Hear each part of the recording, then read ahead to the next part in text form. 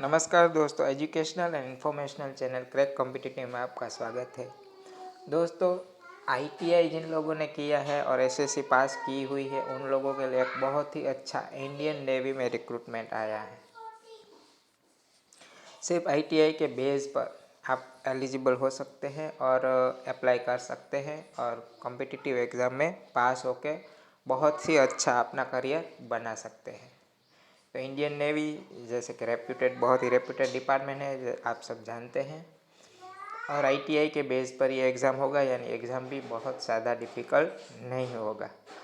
तो कौन सी वेबसाइट पे फॉर्म भरना है, कितनी फ़ी है, क्या एज है, सब कुछ इस वीडियो में हम जानेंगे। तो बने रहिए हमारे साथ, देखते हैं एक के बाद एक इसके मेन पॉइंट्स, ताकि आप लोगों को ख्याल आ सके। तो दोस्तों, ये है ट्रेड्समैन की रिक्रूटमेंट है, ठीक है। इंडियन नेवी में ट्रेड्समैन की रिक्रूटमेंट है। और जो इनके लिए जो वेबसाइट है www.joinindiannavy.gov.in, इस वेबसाइट पे जाके आपको अप्लाई करना पड़ेगा। अप्लाई करने से पहले आपको पूरा का पूरा नोटिफिकेशन वैसे तो पढ़ना चाहिए, लेकिन नोटिफिकेशन क्योंकि सेंट्रल गवर्नमेंट में जनरली इंग्लिश में दिया जाता है, तो हम आपको आसान लैंग्वेज में समझा दें ताकि आपको पूरा का पूरा नोटिफिकेशन ना पढ़ना पड़े। और अप्लाई करने से पहले आपके पास कौन कौन सी चीज़ें रेडी होनी चाहिए, वो सब कुछ आप इस वीडियो को पूरा देख के सब कुछ समझ जाएंगे और डायरेक्टली अपनी प्रिपरेशन करके अप्लाई कर सकते हैं। तो ये वेबसाइट देख लिया, joinindiannavy.gov.in। अब बढ़ते हैं आगे। दोस्तों, इस एडवर्टाइजमेंट में कौन सी सैलरी, कौन से पे बैंड में आपको जो लोग सिलेक्ट होंगे उनका पे बैंड क्या रहेगा, ठीक है। तो देखते हैं पे band as per 7 CPC level 1 ₹18,000 to 56,900। इस पे बैंड के तहत इसकी सैलरी डिसाइड होगी, यानी बहुत ही अच्छा। हम आईटीआई के लेवल की बात करें तो बहुत ही अच्छी सैलरी यहाँ से जो लोग सिलेक्ट होंगे उनको मिल सकती है, ठीक है। अब ये जो रिक्रूटमेंट है वो ईस्टर्न नेवल कमांड के लिए भी है, फिर वेस्टर्न नेवल कमांड के लिए भी है और सदर्न नेवल कमांड के लिए भी है। यहाँ इस टेबल में अलग अलग कैटेगरी की कितनी सीटें हैं वो सब दिया गया है। तो आप इस टेबल का स्क्रीनशॉट लेके डिटेल में देख लीजिएगा, ठीक है। अब देखते हैं आगे। जो रिजर्वेशन है वो सेंट्रल गवर्नमेंट के जिस हिसाब से हर एक रिक्रूटमेंट में अप्लाई होता है उसी हिसाब से इसमें भी अप्लाई हो जाएगा। अब एज देखते हैं, एज क्या होनी चाहिए। Age between 18 and 25 years, minimum age है वो 18 ईयर्स और मैक्सिमम 25 ईयर्स होनी चाहिए जो लोग एज ए जनरल कैंडिडेट है। इसके अलावा एज रिलैक्सेशन SC, OBC और ST या फिर PH है, एक्स सर्विसमैन है, उन सबको रूल्स के हिसाब से, रिजर्वेशन रूल्स के हिसाब से एज रिलैक्सेशन मिल जाएगा। अब कई लोगों के मन में प्रश्न आ रहा होगा कि काम क्या करना होगा। जो tradesman as a tradesman select होंगे उनका जॉब प्रोफाइल क्या रहेगा। तो उनका कुछ पॉइंट्स हम देख लेते हैं। General cleanliness and upkeep of the section unit, यानी किसी को सफाई का काम मिल सकता है। Canning of files and other papers within the office area, यानी एक ऑफिस से दूसरे ऑफिस में या फिर विद इन द ऑफिस आपको कुछ फाइल्स, कागज़ वगैरह इधर उधर पहुंचाना होगा। या फिर photocopying, sending receiving of fax, letters etcetera, यानी फैक्स करना हो या फिर फैक्स रिसीव करना हो, भेजना हो, ऐसा कुछ काम भी मिल सकता है। Other non clerical work in the section unit, या फिर आपके सेक्शन में, यूनिट में जो नॉन क्लरिकल वर्क है वो भी मिल सकता है। Assisting in routine office work like diary, dispatch etcetera including on computer, यानी जो रूटीन काम है रोज़ बरोज़ के, उसमें आपको जो कर्मचारी है उसका एज एन असिस्टेंट भी आपको काम मिल सकता है। इसके अलावा डिलीवरिंग ऑफ डाक, watch and board duties, opening and closing duties, cleaning of building fixture etcetera, dusting of furniture etcetera, upkeeps of parks, lawns, potted plants, etc. Any other work assigned by superior authority. यानी सफाई से लेकर computer तक का कोई भी छोटा बड़ा काम आपको मिल सकता है। यानी बहुत हैवी काम, हैवी वर्क नहीं है, बहुत ही आसान से काम मिल जाएंगे। अब देखते हैं आगे और कौन सा इम्पोर्टेंट टॉपिक जो हमने पहले डिस्कस किया था या एज रिलैक्सेशन के बारे में, उसका देख लेते हैं। SC ST वालों को 5 ईयर्स, OBC को 3 ईयर्स और UR यानी अनरिजर्व है आफ्टर द मिलिट्री सर्विस यानी, और जो एक्स आर्मी मैन है उनको 3 ईयर्स का रिजर्वेशन दिया जाएगा। Examination fees, candidates except SC ST PWD ex-army men and women candidates who are exempted from payment of fees are required to pay a rupees of 205। दोस्तों जो women है SC ST भी या फिर ex army man है, जो in short जो reservation criteria में आते हैं उनको फी पेमेंट नहीं करनी होगी, और जो अनरिजर्व कैटेगरी में आते हैं उनको 205 प्लस ट्रांजैक्शन चार्जेस मिला के आपको 215 से 220 रुपये तक फ़ी पेमेंट करनी होगी। और जो फीस का जो पेमेंट का जो मीडियम रहेगा वो आप रुपए, credit card, debit card, UPI किसी भी ऑनलाइन माध्यम से कर सकते हैं। अब examination centre, friends examination centre आपको ऑनलाइन फॉर्म फिलअप करते टाइम आपको क्लियरली मेंशन करना पड़ेगा। एनी 3 सेंटर्स आपको डालने होंगे, चूज़ करने होंगे। आपकी पहली चॉइस कौन सी है, दूसरी या तीसरी कौन सी है,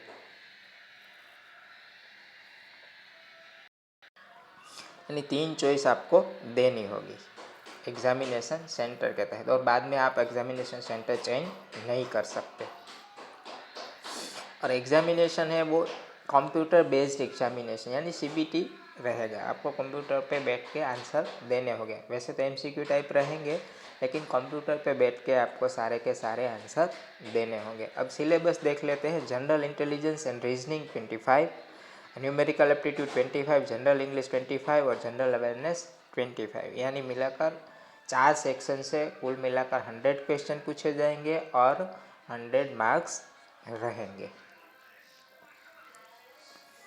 डेट ऑफ एग्जामिनेशन, एग्जामिनेशन का डेट जानने के लिए आपको indiannavy.nic.in या फिर joinindiannavy.gov.in इन दोनों वेबसाइट को रेगुलरली विज़िट करना होगा। और आप हमारे चैनल के माध्यम से भी जान सकते हैं कि कब इसका एग्जामिनेशन डेट डिक्लेयर हुआ है। इसके अलावा आपको अपना मोबाइल नंबर और ईमेल आईडी भी फॉर्म फिलअप करते वक्त देना होगा, ताकि उस पर भी आपको नोटिफिकेशन मिल जाए। और इस एग्ज़ाम से रिलेटेड जो प्रिपरेशन है, जो भी सेक्शंस है जिनसे क्वेश्चन पेपर निकाला जाएगा, उनके बारे में हम आने वाले वीडियो में डिस्कस करेंगे, ठीक है, ताकि आपकी अच्छी से तैयारी हो जाए। जो लोग एग्ज़ाम में अच्छे मार्क्स लाएंगे, जो क्वालिफाइड होंगे, मेरिट में आएंगे, उनको प्रोविजनल अपॉइंटमेंट लेटर दिया जाएगा। इसके बाद डॉक्यूमेंट वेरिफिकेशन होगा। उस डॉक्यूमेंट वेरिफिकेशन में आपको सारे के सारे ओरिजिनल डॉक्यूमेंट्स प्रेजेंट करने होंगे और उसकी एक एक फ़ोटोकॉपी भी देनी होगी। अब जो ऑनलाइन एप्लीकेशन का प्रोसेस है वो 22 फेब यानी सोमवार फरवरी 22 फरवरी से आप अप्लाई कर सकते हो और 7 मार्च इसका एंडिंग डेट रहेगा। लास्ट डेट 7 मार्च, ठीक से याद रखिए, 7 मार्च तक आप अप्लाई कर सकते हैं 22 फरवरी से लेकर।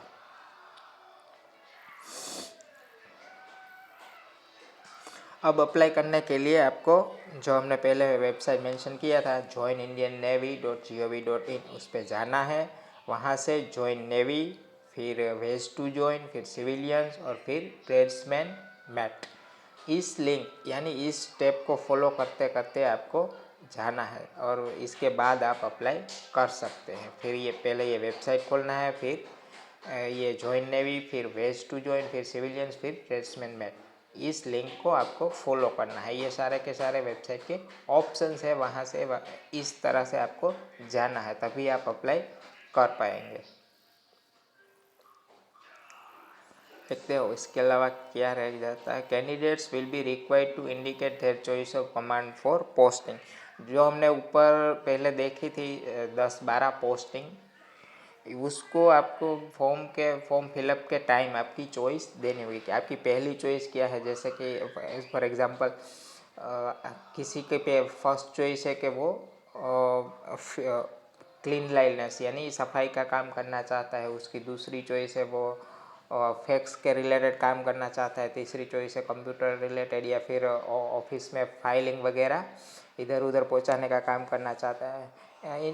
कहने का मतलब जो भी काम की जो कैटेगरी है उसमें से आपकी पसंद का पहला कौन सा काम है, दूसरा कौन सा काम है, तीसरा कौन सा काम है, चौथा कौन सा काम, आपको फॉर्म फिलअप के टाइम सारी की सारी वो लिस्ट आपको तभी दे देनी होगी। ठीक है। इसके अलावा आपके पास अपना फ़ोटो है वो JPEG या फिर PDF फॉर्मेट में यानी डिजिटल कॉपी में होना चाहिए। इसके अलावा जो उसकी साइज़ दी गई है वो 20 KB एंड 50 KB के बीच में उसकी साइज़, फ़ोटो की साइज़ होनी चाहिए और आपके सिग्नेचर की डिजिटल कॉपी भी होनी चाहिए और उसका जो डायमेंशन है वो 20 KB से लेकर 50 KB के बीच में होना चाहिए। इसके अलावा अगर आप किसी कास्ट से बिलोंग करते हैं जो रिजर्वेशन में आता है तो आपके पास कास्ट सर्टिफिकेट या फिर EWS सर्टिफिकेट होना चाहिए। बर्थ डेट जिसमें मेंशन किया गया हो ऐसा एक सर्टिफिकेट होना चाहिए, जैसे कि SSC का मार्कशीट या फिर बर्थ सर्टिफिकेट वगैरह वगैरह। A copy of candidates highest education qualification, आपके पास आपका जो हाईएस्ट क्वालिफिकेशन है वो ग्रेजुएशन या फिर 12th या फिर ITI SSC जो भी हो, SSC और ITI कंपलसरी है। इसके अलावा आपने अगर कोई हायर स्टडी की हुई है तो उसका सर्टिफिकेट भी आपके पास होना चाहिए। A copy of certificate duly indicating the proof of ex serviceman, अगर कोई कैंडिडेट एक्स सर्विसमैन से बिलोंग करता है तो उसके पास एक्स सर्विसमैन का सर्टिफिकेट भी होना चाहिए। A copy of certificate showing disability, और जो PH कैटेगरी यानी फिजिकली चैलेंज जो कैंडिडेट है उसके पास PH का सर्टिफिकेट भी होना चाहिए। देखते हैं और क्या रह जाता है। जब आप एग्ज़ाम में अपीयर हो तब किसी भी जो इसमें दिया गया है उसमें से कोई भी एक आइडेंटिटी प्रूफ अपने साथ ओरिजिनल फॉर्म में होना चाहिए, जैसे कि आधार कार्ड है, पैन कार्ड है या फिर पासपोर्ट है, ड्राइविंग लाइसेंस है, वोटर्स कार्ड है, बैंक पासबुक, इसमें से कोई भी एक जो फ़ोटो वाला आइडेंटिटी कार्ड हो वो आपके पास होना चाहिए। ठीक है दोस्तों, उम्मीद है आपको सारी की सारी जानकारी समझ में आ गई होगी। अगर ये जानकारी आपको अच्छी लगी तो आप इस चैनल को सब्सक्राइब ज़रूर कर लीजिएगा और अपने दोस्तों के साथ इस वीडियो को शेयर भी ज़रूर कर दीजिएगा। और कोई जानकारी आपको चाहिए तो कमेंट बॉक्स में कमेंट भी कर दीजिएगा और प्लीज़ एक लाइक भी दे दीजिएगा। ठीक है दोस्तों, सिर्फ ITI तक पढ़ाई की हो उन लोगों के लिए गवर्नमेंट जॉब मिलना बहुत ही वैसे मुश्किल होता है, लेकिन ये बहुत ही अच्छा मौका आया है, बहुत ज़्यादा वैकेंसीज़ है।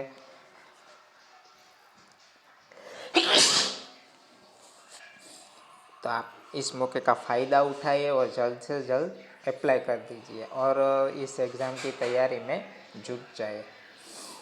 ठीक है, मिलते हैं अगले वीडियो में। इस वीडियो को पूरा देखने के लिए आपका बहुत बहुत शुक्रिया।